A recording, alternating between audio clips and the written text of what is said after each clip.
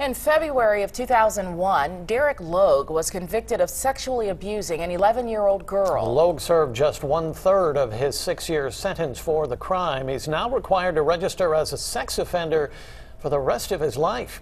It's something that Logue is now fighting.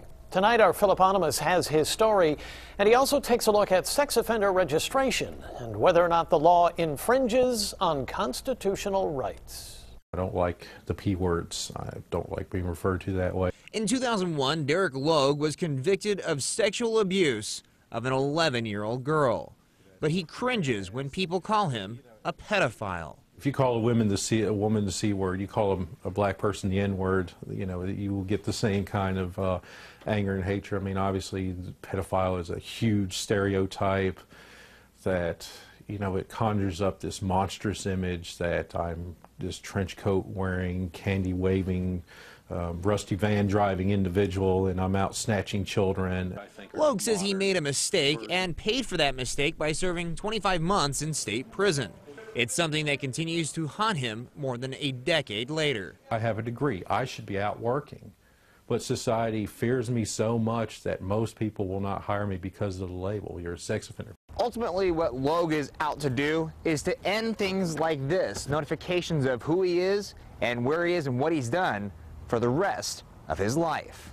But victims' rights group Vocal is the watchdog, making sure those changes never come. They think if they go and they serve their time, then it should all be forgotten, you know, and they should be just a regular person. But they're not a regular person, and you can't just let it go. Logue takes issue with the sex offender database. He says it was intended to allow law enforcement to have a private list to check up on when a child goes missing. But changes in the law have made the database public.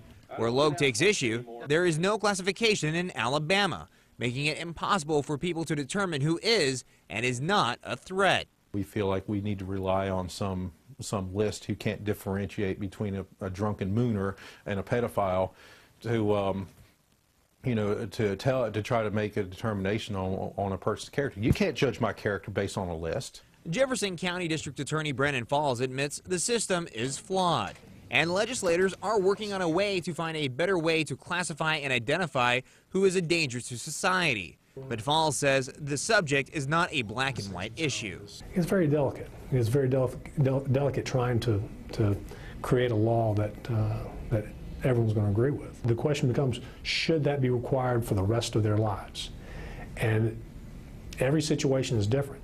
But victims advocates have a much simpler solution. All they have to do, if they don't want to be burdened with a sex offender label on their driver's license and everywhere they go, then don't commit the crime. In Birmingham, Phillip Ohnemus, CBS 42 News. And you can read more from Derek Logue on his quest to change the sex offender laws on our website at cbs42.com.